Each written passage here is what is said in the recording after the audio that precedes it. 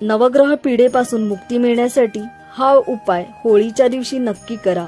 मित्रांनो, गायीच्या शेणापासून गोवऱ्या बनवून चंद्र सूर्य असे नवग्रह तयार करावेत व ते होळीच्या अग्नीमध्ये नवग्रहांच्या समिधा घेऊन अर्पण करावे।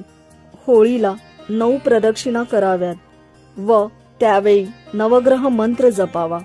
या उपायामुळे नक्कीच नवग्रह पीडेपासून मुक्ती मिळेल व शुभ फलिते प्राप्त होतील। तेव्हा हा उपाय नक्की करा। मित्रांनो, आपल्याला आमचा व्हिडिओ आवडला असेल तर नक्की लाईक करा, शेअर करा आणि चॅनलला नवीन असाल तर सबस्क्राइब करायला विसरू नका। धन्यवाद।